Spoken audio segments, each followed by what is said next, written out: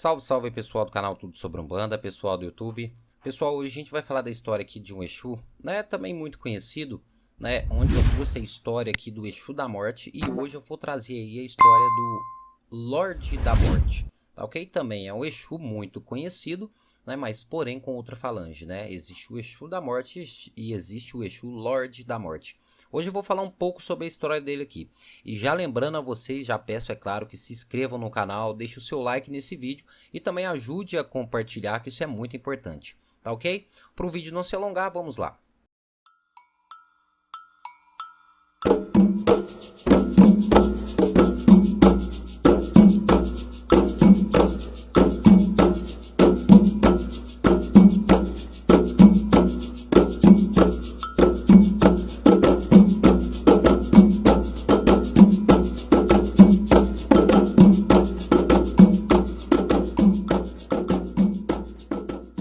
Pessoal, no ano de 1631, nascia na França o herdeiro de um grande condado português, né, o Condado de Abrantes. Porém, sem reconhecimento aí de sua paternidade, era apenas Pierre Bastide. Isso mesmo, Pierre foi criado junto, né, à estalagem, onde passavam muitos viajantes, né, e sua educação sofreu muito aí, interferência, né, de muitas culturas. Quando completou seus 15 anos, lembrando que Pierre é o famoso Exu Lorde da Morte. Quando ele completou 15 anos, né, sua mãe revela que é que o seu pai e ele decidiram ir em busca de seu destino, né? Ou seja, ele acaba revelando à sua mãe que ele e o seu pai decidem sair em busca de seu destino. Perry tinha passado sua infância no mosteiro, né, onde estudou e aprendeu a ler. E como no mosteiro passavam muitos frades, né, aprendeu diversos idiomas, o que agora, né, facilitaria aí a sua busca.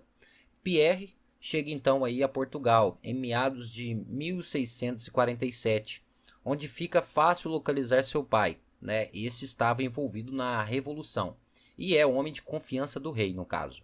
Na época, um filho bastardo não tinha direito a nada, porém Dom Miguel era um homem justo, né, e reconhece seu filho, porém não junto à comunidade, e isto lhe impede de passar o título de conde ao seu filho, tá ok?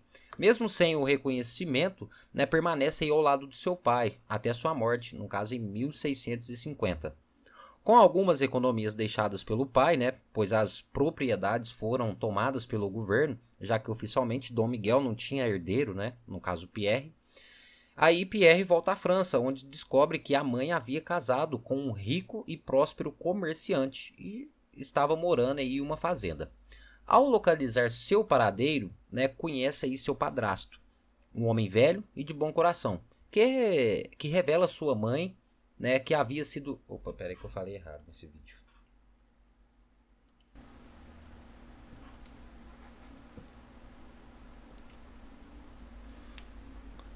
No ano de 1631, pessoal, nascia na França, né, o herdeiro de um grande condado português, né, o Condado de Abrantes. Porém, sem reconhecimento aí de sua paternidade, era apenas Pierre Bastide. Né? Pierre, né, foi criado junto à estalagem, onde passavam muitos viajantes. E a sua educação, né, sofreu aí interferência de muitas culturas. Quando completou 15 anos, né, sua mãe revela, né, quem é o seu pai. E ele decide ir em busca aí do seu destino. Pierre, no caso aqui, é o nosso querido Lorde da Morte, o Exu Lorde da Morte.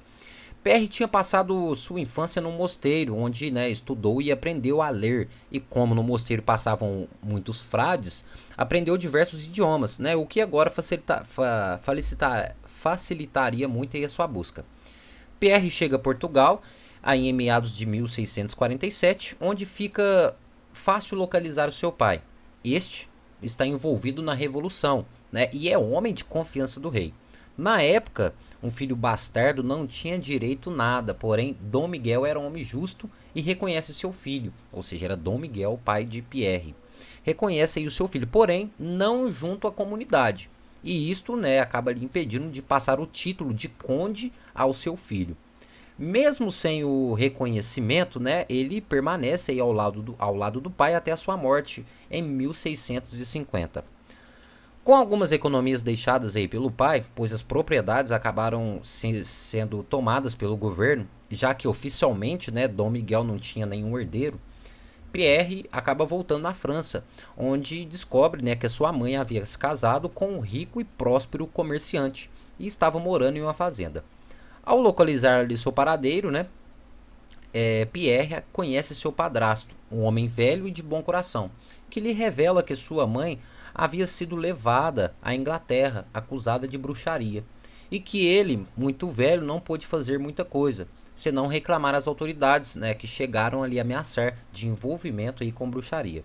Pierre, neste momento, viaja à Inglaterra, né, para tentar salvar sua mãe, né, dos inquisitores aí da igreja. Em Londres, descobre aí que sua mãe estava viva e vivendo em um convento, pois os inquisitores descobriram que tinham pego a pessoa errada e que a bruxa ainda estava na França. Porém, o mal já estava feito, né, e as torturas tinham deixado ela muito fraca e estava, no caso, morrendo.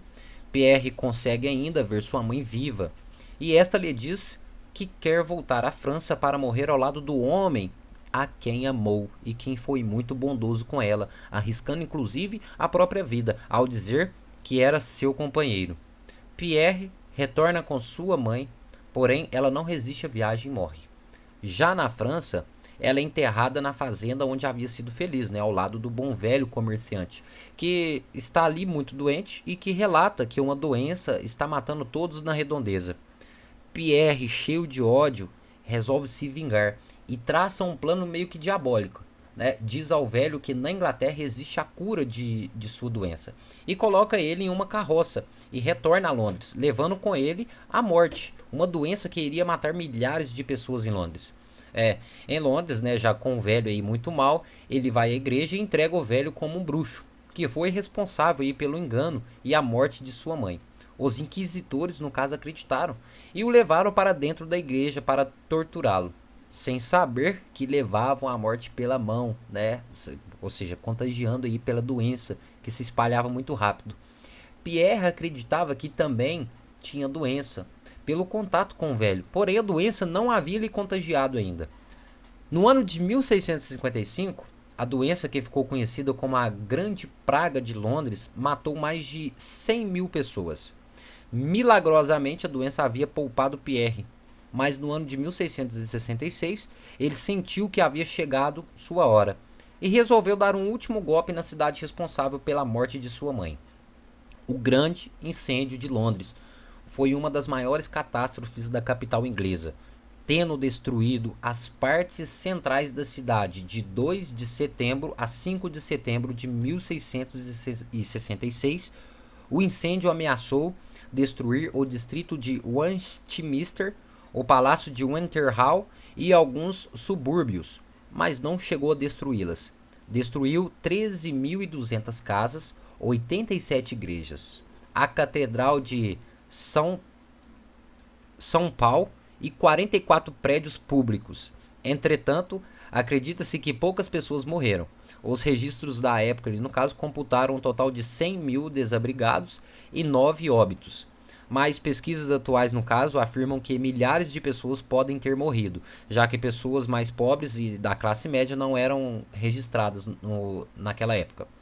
O fogo começou na padaria de Thomas, né, no caso ali um comerciante, e logo se espalhou. A propagação das chamas foi favorecida pela estrutura medieval da cidade, né, ruas estreitas e casas de madeira muito próximas uma da outra. Pierre tinha se vingado, porém morreu aí durante o incêndio. Por ter levado à morte muitas vidas, chegou ao mundo espiritual com o título de Lorde da Morte, ou seja, Exu, Lorde da Morte. É o Exu da vida, né? Porque a morte é apenas o princípio. Acende, né? Por pedido e nunca por ordem.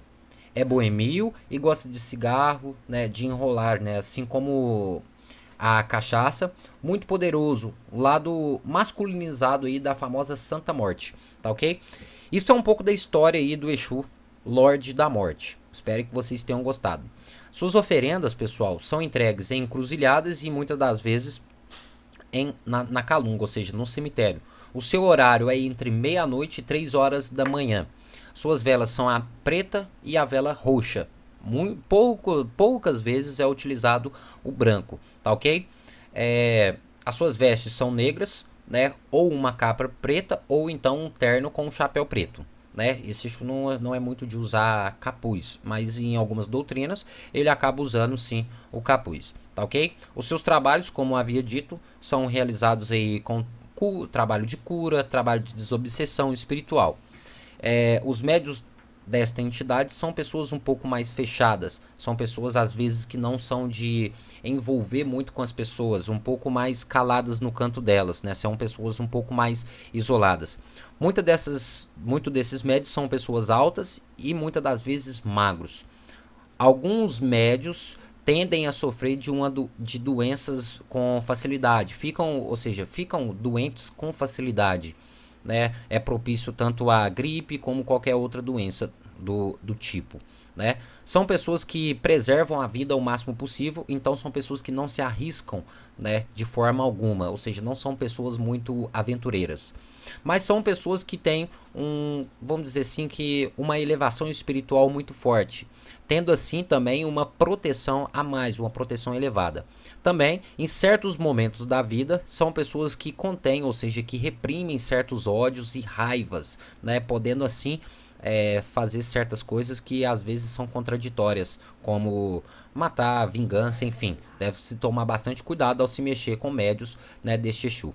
Mas tá aí, pessoal, espero que vocês tenham gostado do vídeo. Já peço para vocês que ajudem a compartilhar. Lembrando, não se esqueçam de se inscrever no canal e deixar o seu like nesse vídeo, tá ok? É isso, pessoal. Até o nosso próximo vídeo e axé a todos. A sineta do céu bateu, Oxalá já diz que é hora. A sineta do céu bateu, Oxalá já diz que é hora. Eu vou ficar com Deus.